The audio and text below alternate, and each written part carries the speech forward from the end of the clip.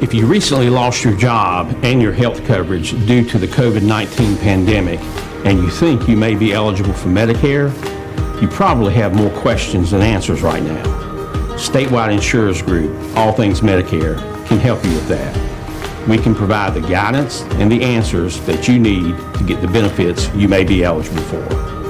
Don't let this time of uncertainty jeopardize your eligibility for your Medicare benefits. Remember, relationships matter.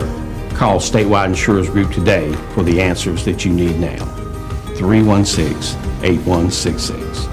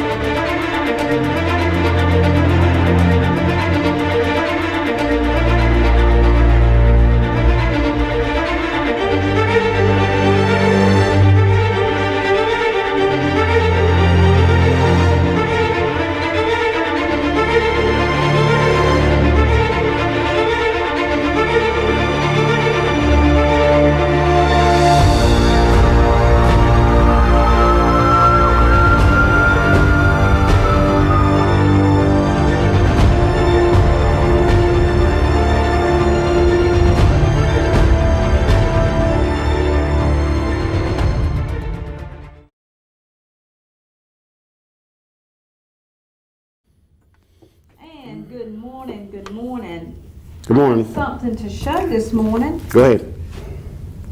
First responders are our heroes. Look at that.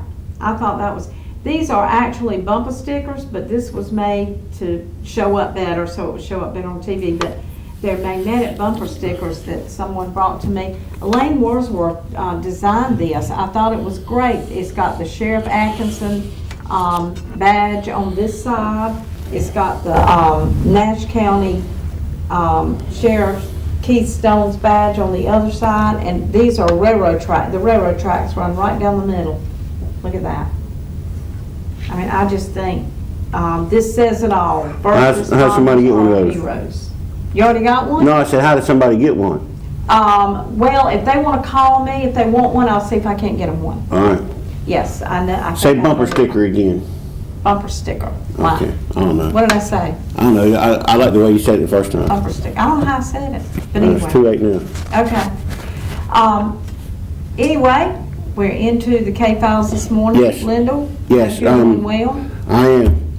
Lieutenant Seaman will be here in the second segment to talk about a case that he wants to talk about.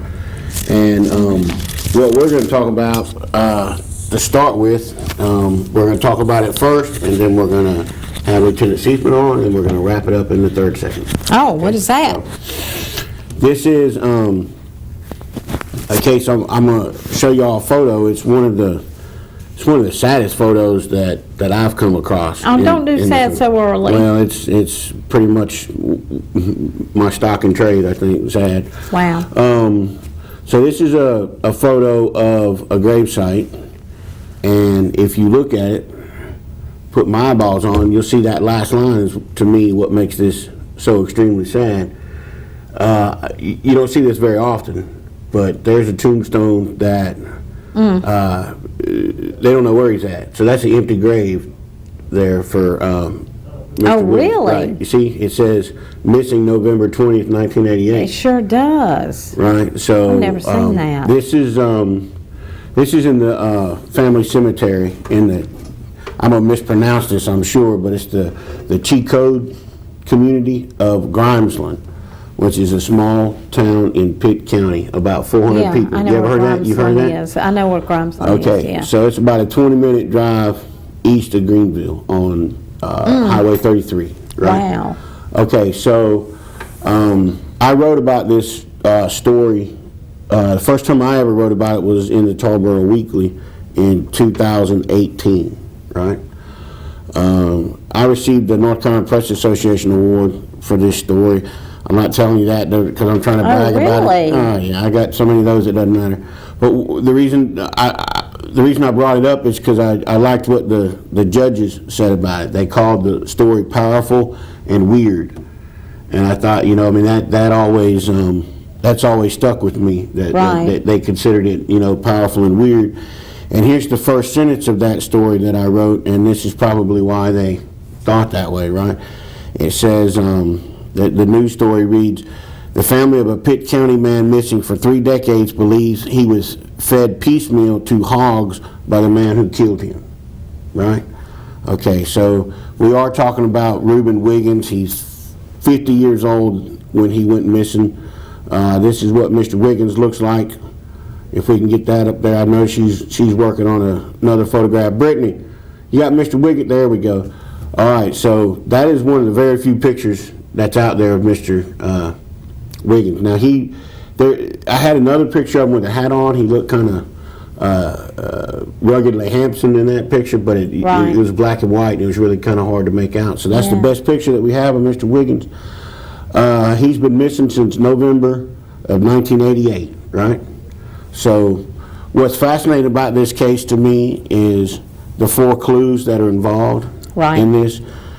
You've got and we'll explain all these as we go, but you've got a suspicious Sunday morning phone call. Right. You got a bag of marijuana. You got an abandoned vehicle and a stolen chainsaw. Right. So yeah, you know, so a lot of times in these missing persons situations, you really don't have anything. Someone's just missing. You got pretty much in that one. Yeah, exactly. So I talked to Reuben Wiggins, who is Reuben's brother. I think there were several of the Wiggins boys, but I think Norman's the only one that's left alive. They all aged out, though, you know, except for Reuben, of course. Reuben, he never married, he never fathered children. He was kind of like a big kid, you know, thus the marijuana, you know, up till he was 50 years old. Yes. He worked for Bridgeton for Georgia Pacific Railroad, right? He had that job since he was 20 years old, so for 30 years he kept the same job. So, you know, he wasn't too much. Well, that says a lot he wasn't for his too much. Character, exactly, he wasn't too much of a child. He had the same job for 30 years. All right, so his family said that he had a generous spirit, that he was down to earth. You know, he drove a 10-year-old Oldsmobile, right? So that in 88, that would have been like a 78 Oldsmobile that he's driving around. So, you know, so I mean, I imagine he made pretty good money on the railroad, but he didn't throw it around. He didn't waste it. Right. Okay, so he was I guess the best way, his brother called him the black sheep of the family. You know, I talked to some people down at Grimes on him. He was kind of like a lovable rogue. I mean, he had that reputation. I've got a brother, I won't say which one, and I have 5 brothers, so, you know, it's not like I'm pointing one of them out. Right. But I got a couple of them that are considered the black sheep of the family, and especially I got one that my family, when they watch this, they'll know exactly what I'm talking about. He always seemed to be getting into trouble, but he also always, one, he also almost always got out of it, but 2, he had a habit, he had a way of charming people and getting in and out of trouble in a smooth way, you know? And I think that's pretty much how Reuben was until the end, of course. So he just went missing. Well, yeah, on November 20th, 1988, he got a phone call, right? And he wouldn't talk to anybody about the phone call, right? He left, and that was it. Yeah. And then there's some... Good Lord. There's some clues along the way as far as where he's at, and we'll also, you know, we'll get into the family has declared him legally dead several years ago. And, I mean, the reason why is because of the evidence in this case doesn't bode well for Mr. Wiggins, you know. And we talked about, like like the Linda Lawrence case, where she's supposedly at the swimming pool and then she's not, and then she's gone, you know. And then they found a vehicle. We'll talk about a vehicle here in this case too. They found her vehicle, which had been wiped down of fingerprints and whatnot.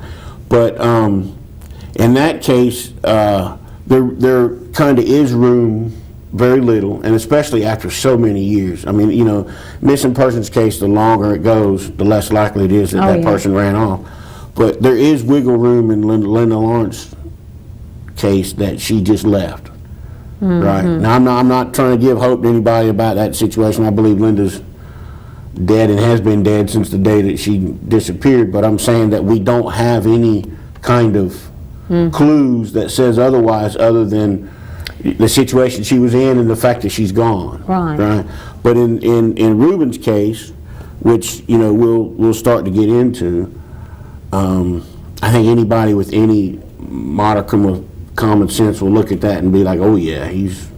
Well, did his family ever say that his brother, did he say that he was ever, did he know of any, you know, drugs? Oh, absolutely. There was the bag of marijuana, remember? Yeah, the bag of marijuana, but, you know. So, I mean, Reuben, But marijuana, somebody's not going to kill you for marijuana, are they?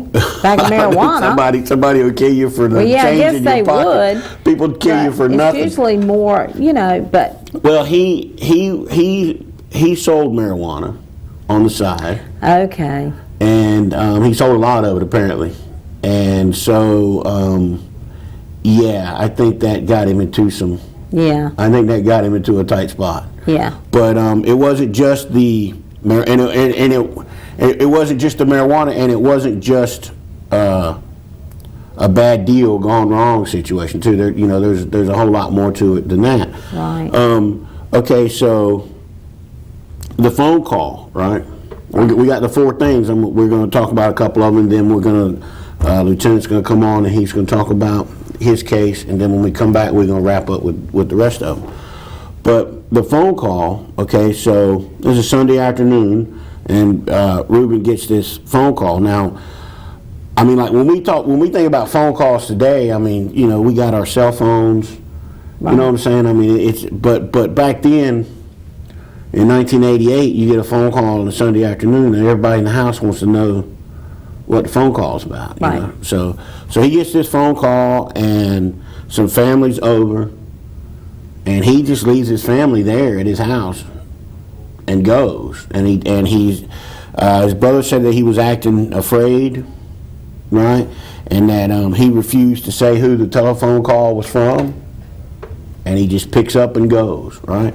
So I talked to the SBI, and I talked to the local police up there in the Greenville area, and they said that once they realized that Reuben was missing, so he gets this phone call and he goes missing. Well, once they realized that he was missing, they tried to retrace the call. Right. Now again, today it would be so easy for law enforcement to do that. They get a warrant to the phone company, and I mean they can tell all kinds of things. They can tell. I mean, they can get, you know, who called who. You know, they get all these lists of information. They can also find out where you're at, because like I covered a murder trial several years ago where a man was convicted really because of where his cell phone was at the time of the murder. He had went to South Carolina and put up a really good alibi that he was at a family reunion. Well, when everybody went to sleep, he drove back to Wilmington area and killed his wife. Wow. And then his estranged wife. Yeah. And our girlfriend, it was his significant other. He killed her, and then he tried to make it look like it was a random thing or whatever. And then he drove back to South Carolina and was in the bed when everybody woke up in the morning. Now, in the old days, that would have been what they call a rock solid alibi. He thought it out, planned it out very well, but he took his phone with him, and speaking of phone, mine's going off. I need to turn it down before someone starts calling. So he took his phone with him, and he didn't answer his phone, right? Didn't use his phone. But what he didn't realize is that just by having the phone on him, when someone called him in the middle of the night, right, the tower that he was closest to sent that call to his phone, and he didn't answer it. But when the cops got the search warrant and looked at the phone records, they could see that the call binged off a tower in Wilmington and not down in South Carolina where he claimed to be sleeping. So they convicted him of first-degree murder. There's a whole lot of other evidence involved, but I mean that was very early. I think it was like 2006 or 7, if I'm remembering right. So it was, that was a time when most people had phones, I think, but not everybody. You know what I mean? I didn't get a cell phone until I resisted as long as I could, but then in about 2005 I finally had to get one. And I think. So it was a time when he didn't. I think most people today understand that if people know where you are because of your phone. So, Right. I mean, Absolutely. It's not like I'm telling criminals how to get away with murder here, but Right. but back then a lot of people didn't know that you could be tracked that way. Sure. Okay, so the reason I'm saying all this is to get back to Reuben and how he gets a phone call on a landline, obviously at his house. And he doesn't tell anybody what the call's about, and he takes off. When the police go to trace that call later, which they could still had the they had the capability back then of tracing phone calls. But if you remember, I remember growing up, we had, I can't remember the name, the Heinz Telephone Company in Sanford where I grew up, and it was just the only service to Sanford, right? And all those mom and pop phone companies are gone now. Oh, yes. But back then they were everywhere. And that's the problem that the police had, was that there were too many small telephone companies between the call and where it was made. That makes sense. The call was made out of New Bern, but they couldn't track down who made the call. That was as close as they could get in tracing it. So that's the phone call part of it. And then when we come back after the Lieutenant Seifman's here, we're going to talk about the bag of weed, the abandoned vehicle, and the chainsaw. Okay, we'll do that right after this. Stay tuned.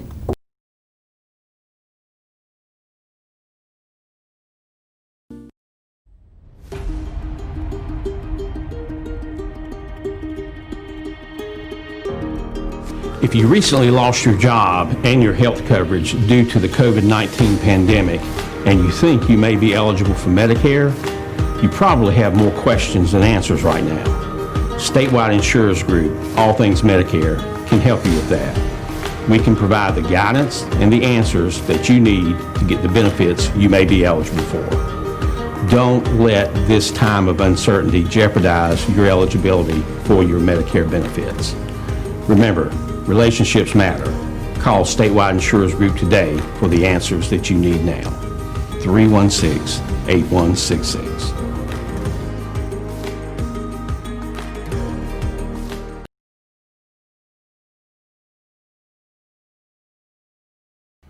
Hello folks, welcome back to the K-Files. This is Lindell, and we have with us once again Lieutenant Seifman, who has, you've quite the regular nowadays. This is going to be the Seifman show before That's too long. right. Hey, you might be more right than you know. I gotcha. We're going to talk about a case. So one thing that I love about you, you come here once a month, every third Thursday, folks, in case you don't care about me, you just want to see Lieutenant Seifman every third Thursday of the month. I never really know what you're going to bring to us, and that's good, because I have to do a lot of homework. It takes a lot of work to sit up here and look like a fool for an hour, so I have to, so I like it when you come, because then I don't have to do anything in advance, and two, it's kind of interesting for me to follow along with the audience and not know the details of these cases. So I appreciate it when you're here, brother. I really do. Okay. What are we doing today? This morning we have Shandon Therese Hedgepeth, and Mr. Hedgepeth was born in 1977. He was 29 years old in summer of 2007 when he met his tragic fate in Rocky Mount. Mr. Hedgepeth was at a residence on North Harris Street, 214, and July 2nd at 3:40 in the morning, we got a call about a fire, a structure fire. Fire department responded, extinguished the fire, and discovered a body inside, burnt badly. So we were notified. Investigators got involved in the case pretty early. There's some scenes, some pictures of the actual scene there.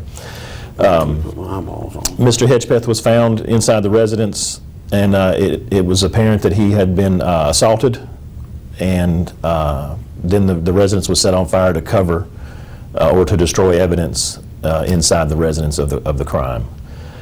We worked tirelessly trying to find a suspect. Right. At this point, we have not found the key piece of information that we need to tie a suspect to this crime. And that's what we're looking for from the public. I know it's been a long time ago, 2007, but there's somebody out there that may have the information. Somebody that was in this group, somebody that was in his circle, Right. that could have some information. You make me feel old. You say 2007 was a long time ago. It was. Whew. Okay, so did you say, and I missed it, that, I mean, was this his house or? He was visiting. He was visiting? He was visiting. Okay. And so he was the only victim in the fire? That's correct.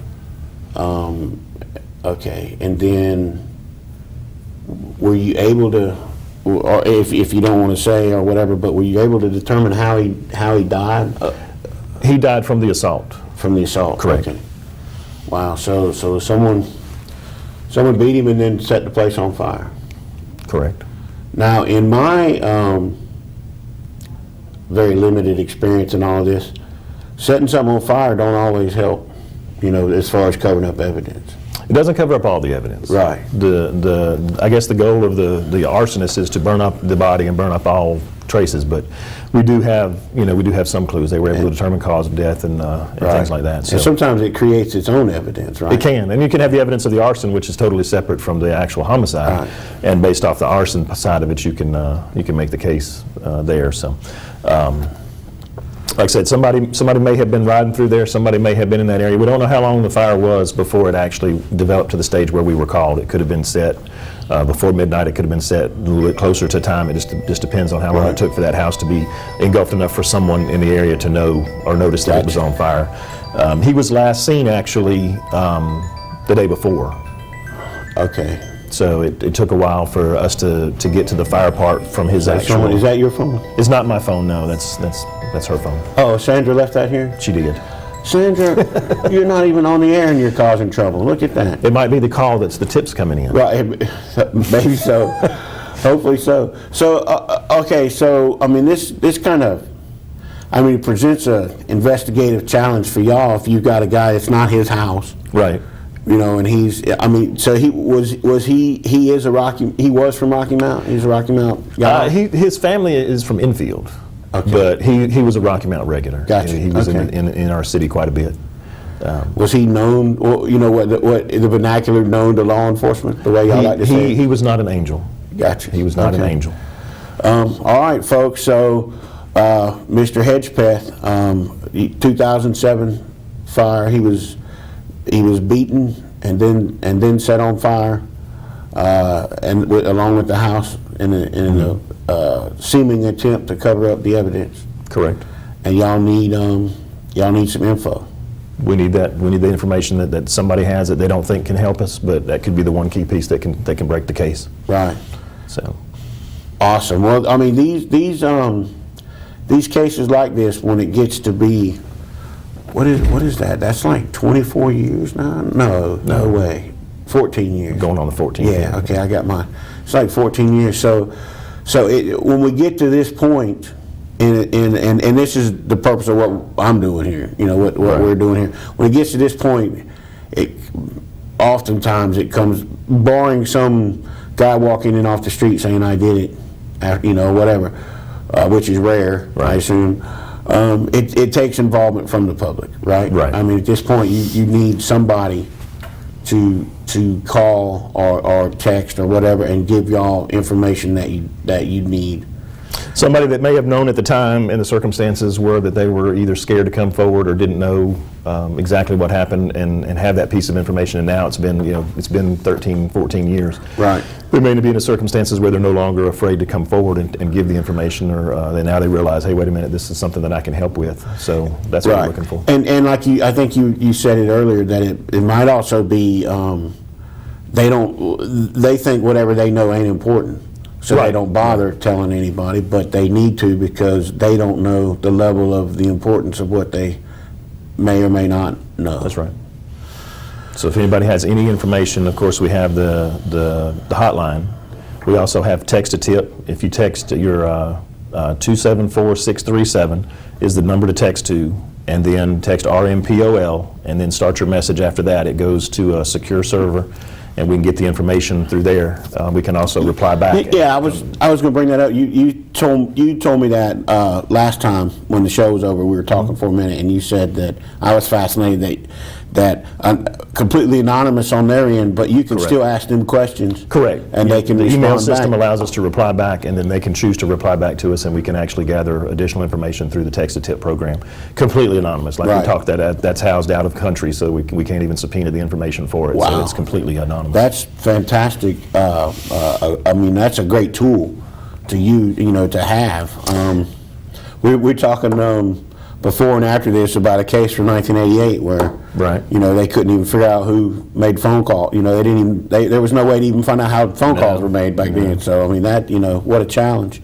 So all right, folks, Lieutenant Seifman, thank you very much, sir. Thanks for having me appreciate on. you doing this, and we're getting better. Okay. I know. When we did I watched the review show back in December, and I was just struggling through that without Sandra to bounce off of. Okay. And I mean, through no fault of your own, but I mean, I was just like, I was lost. One reason is I thought, I never know how it goes. Like I think that the material is going to soak up the time, and I'm like, how am I ever going to get all of this material in? Right. Within 15 minutes or whatever, and then sometimes I'm through in 2 minutes, and I've got 13 minutes to talk. Right. So. Well, we did have the whole show, so that was. Yeah, those cases, I can't wait till the end of this year. We might have to do 2 shows at the end of this year. I do appreciate the department doing this, and I appreciate the city doing this. And we appreciate you guys doing this and helping us out. Yeah, I mean, it works. I mean, we through my own experience at other locations and whatever. I mean, it's. I say this all the time. It's not a job. It's when you get into unsolved cases that have been unsolved for 20 years or 14 years.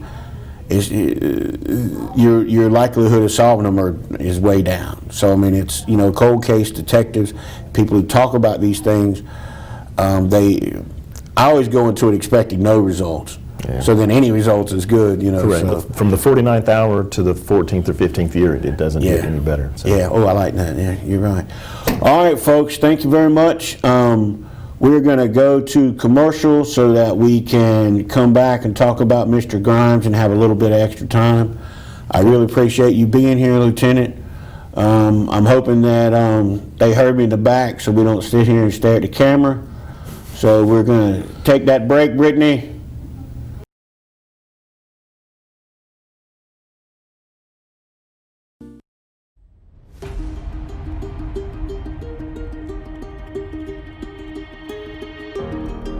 If you recently lost your job and your health coverage due to the COVID-19 pandemic, and you think you may be eligible for Medicare, you probably have more questions than answers right now. Statewide Insurers Group, All Things Medicare, can help you with that. We can provide the guidance and the answers that you need to get the benefits you may be eligible for. Don't let this time of uncertainty jeopardize your eligibility for your Medicare benefits.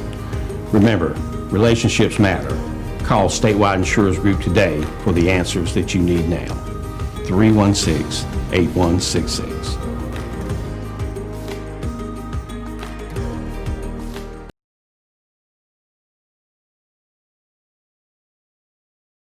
Okay, and welcome back. So we're talking about Reuben Primrose Wiggins, age 50, missing since November 1988 from Grimesland, which is a small town outside of Greenville.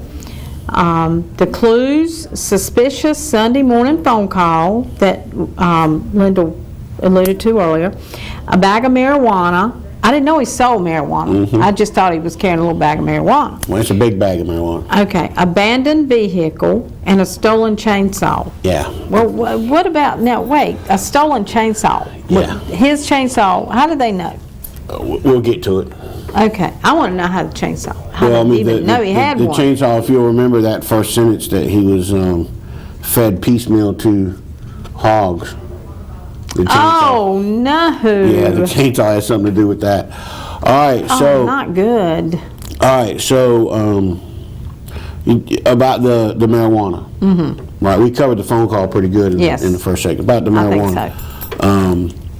Reuben's brother told me, and I'm quoting here from what my notes from when I spoke to him. He sold marijuana.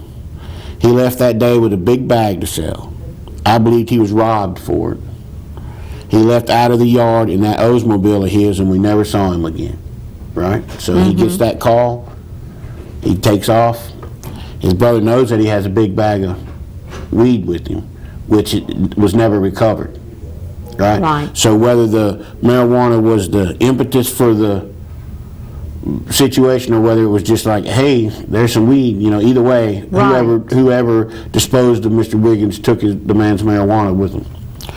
All right, so a couple weeks later, after he went missing, they've tried to get the phone call information. They can't get it, right?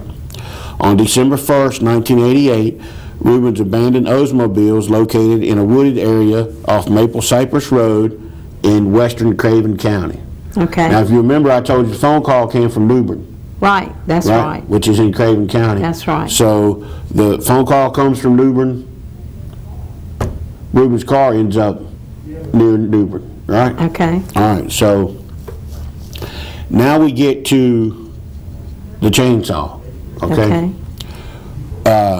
Reuben, now we know he worked at the railroad, right? And we know that he sold marijuana, if you would call that a job. Right. So he had 3 jobs. I feel like I got 3 or 4 jobs sometimes. I got 2 paying jobs and some bunch of other stuff. All right, so he cut down trees for people, for cash. Okay. So he would drive around, and if he saw that, like I had, I remember at the old house that I lived out in Spring Hope, a tree fell down during the storm. Right.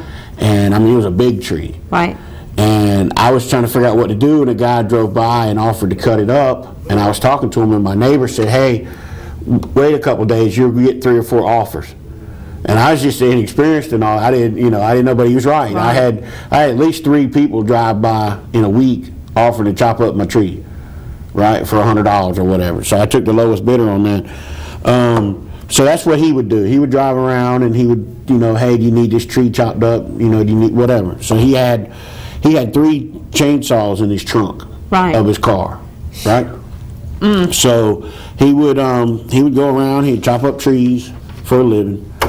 The day that he left, he had 3 chainsaws in his trunk. He always had 3 chainsaws in his trunk, right? So that's how they knew. Okay. Right. So when he,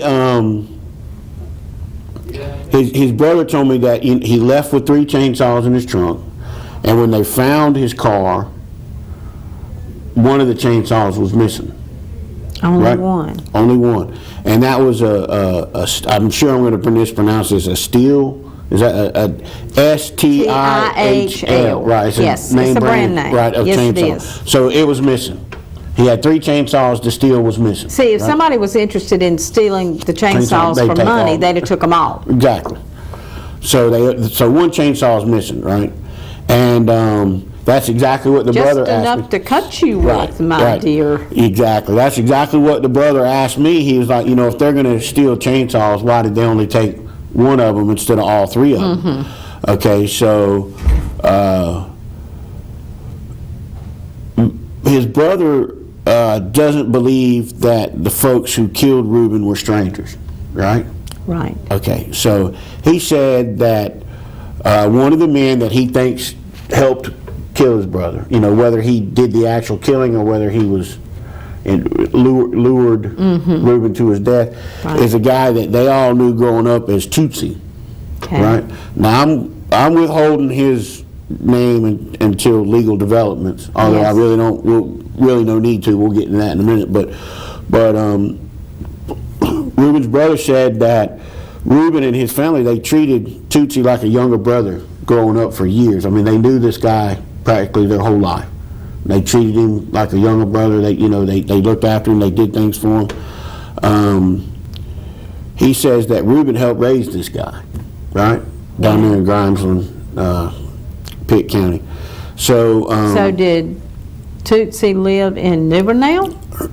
Yes. Okay, so authorities confirmed to me that Tootsie was a suspect in the disappearance right away, right? And that they don't believe that Tootsie operated alone, right?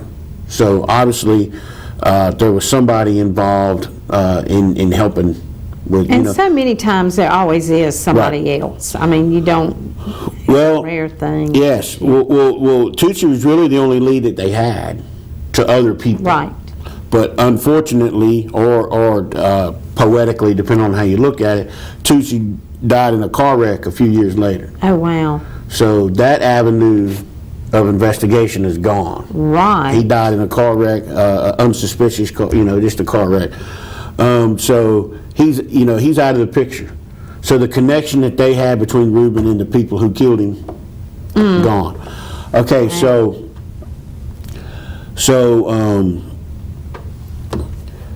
if all this time, if Reuben was left in a shallow grave, or dumped in a ditch, his body would have been found by now, chances are. Right. Now, that's not all, that's what his brother was telling him. That's not always true, because, we know, there's Linda Lawrence, we've already talked about her. Her body's out there somewhere. We talked about Carl Butler. Yes. Who authorities are in disagreement on where Mr. Butler is. Some of them think he ran off to Texas or Maryland or wherever. Some of them think that he's dead over there in Edgecombe County somewhere. Right, Meadowbrook area, somewhere. Yeah, walked himself to death, out there, because he had a lot of serious medical conditions. Well, if he did walk himself to death, then his body's there somewhere. Yeah. So you'd think that we would have found it by now, but you never know.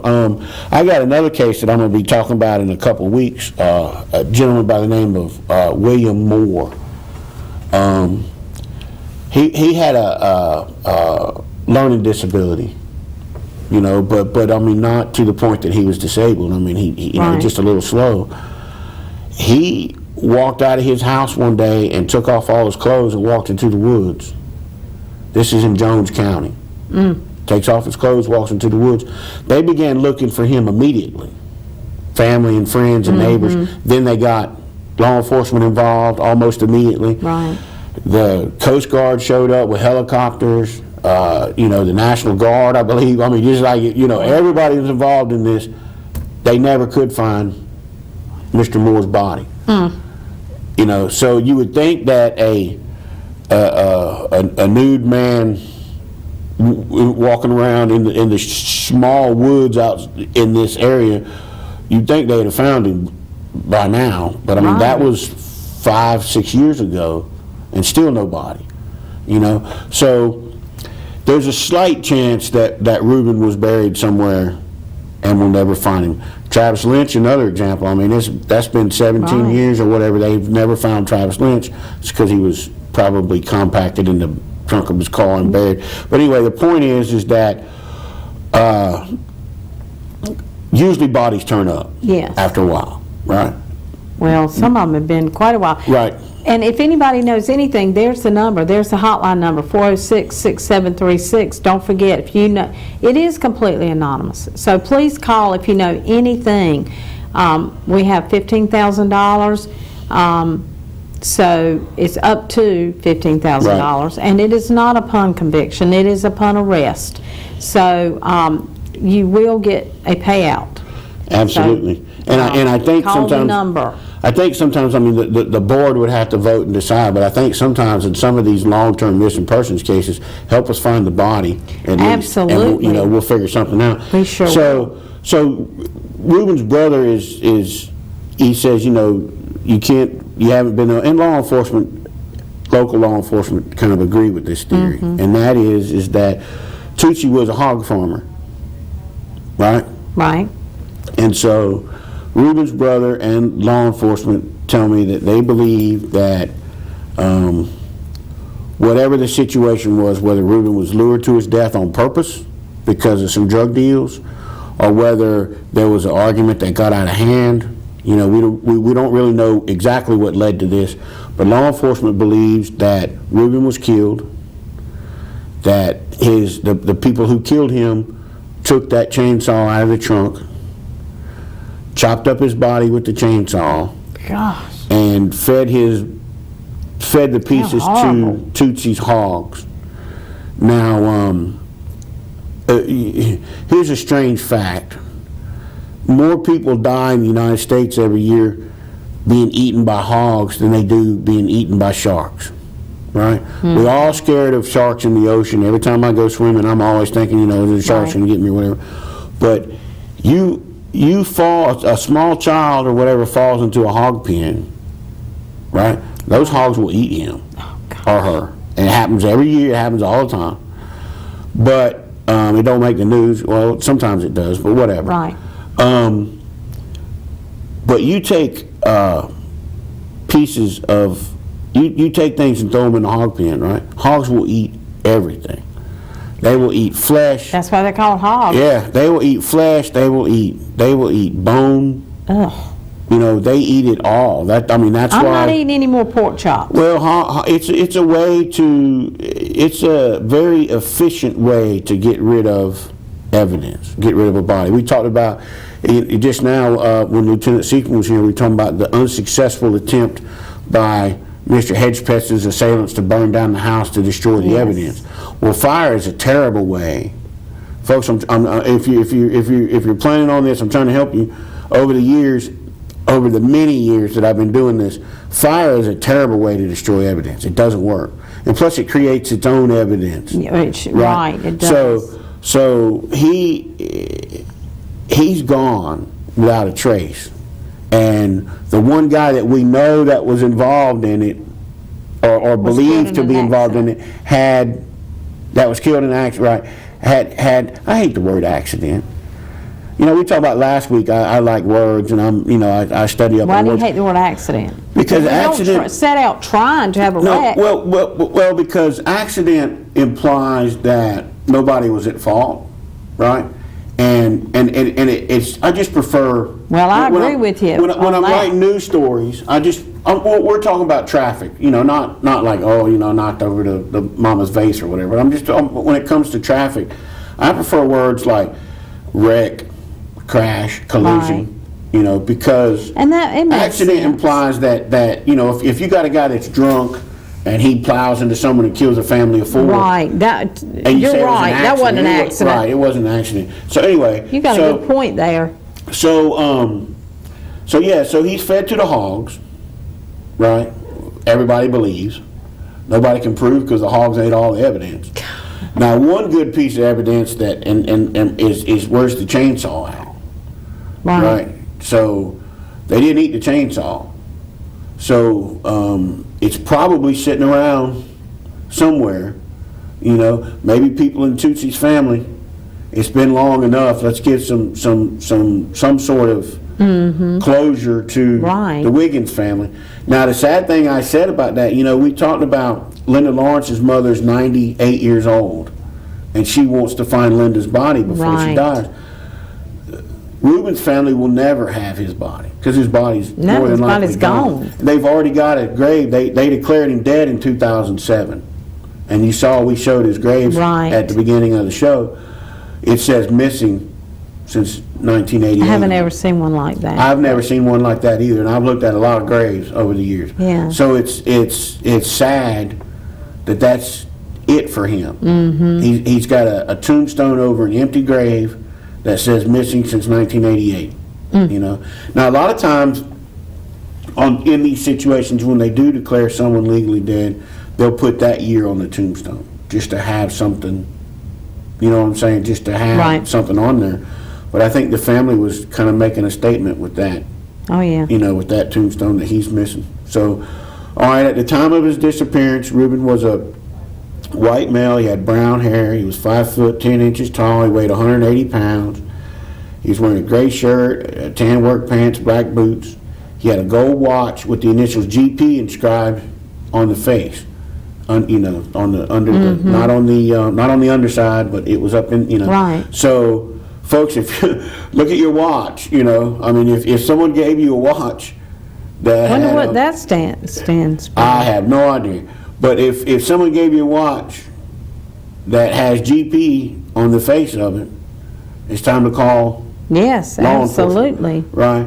So, so the Pitt County Sheriff's Office number, I want to give that number Okay. out, you know, because Okay. it is, you know, it's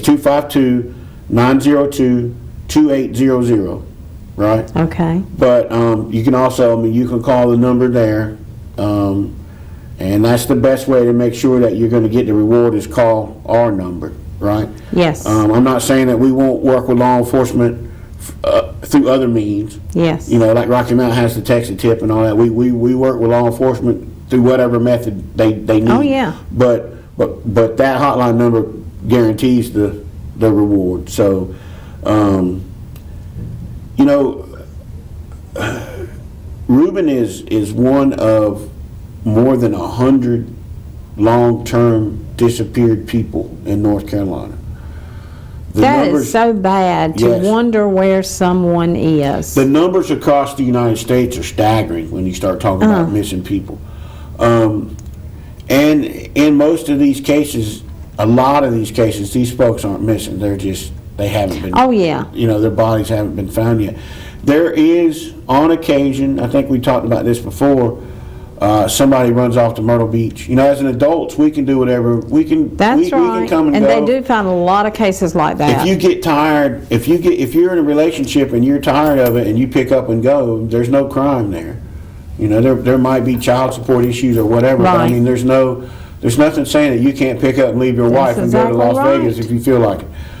But those instances are few and far between. Mm-hmm. In most long-term missing cases, that person more than likely died Right. the day that they went missing. So, do the Wiggins family a favor, help them resolve this. There are still people responsible out there. This case didn't end with Tootsie. It's still under investigation. It's still on their radar, right? But we went over the clues. You know, not a lot to work on. Right. You know, It's especially not. when your main suspect is dead. You know, so folks, that's pretty much it. That's Reuben Wiggins, 1988. He's been missing, just like a lot of folks here in this area. Well, I heard from last week, I heard a lot of comments about our show from the Wilson. Oh yeah, Record the music store. Yes. I heard a lot of comments about that, and I found out, what was his name? James. Crisp. I'm not as old. Everybody tells me my memory's slipping, but I'm glad I remember that. You did better than I did then. James Crisp. I found out since then that a lady worked, someone I know that owns a business in Wilson. His mother worked at the record store for Mr. Crisp for years and years and years. So when the crime happened, she opened up her own record store down the street. Oh wow. That was interesting information.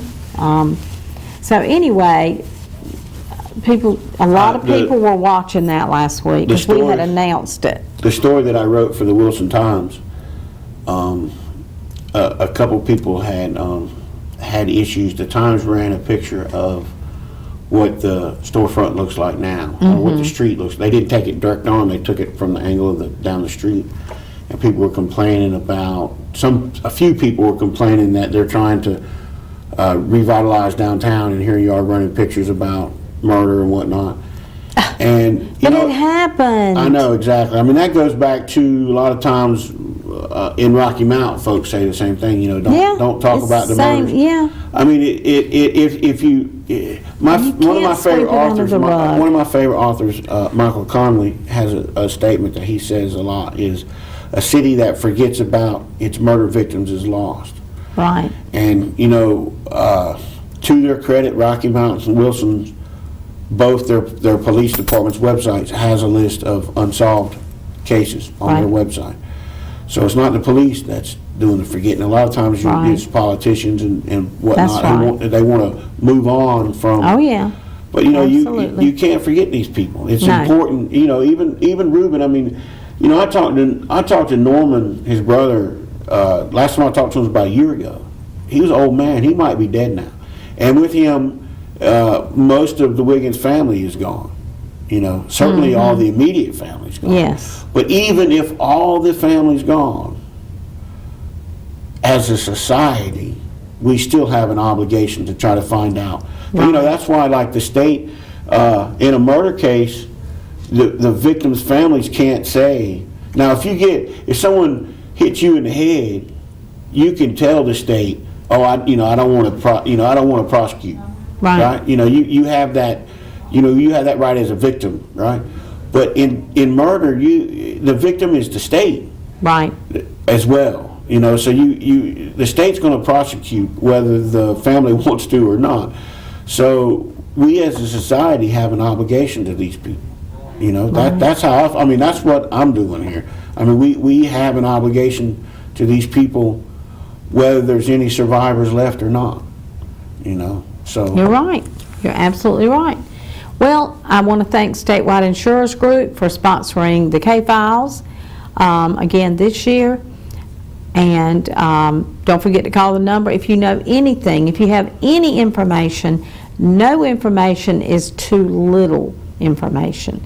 Or any information that you have, please call. Because the police say the most insignificant thing to you could be very significant to them. right. So 406-6736, please call the hotline. It is anonymous.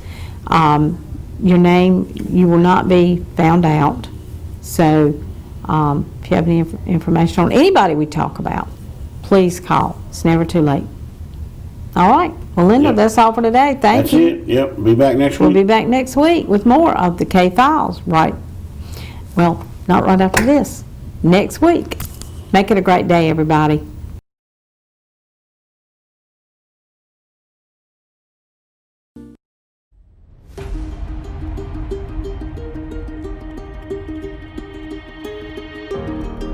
If you recently lost your job and your health coverage due to the COVID-19 pandemic, and you think you may be eligible for Medicare, you probably have more questions than answers right now.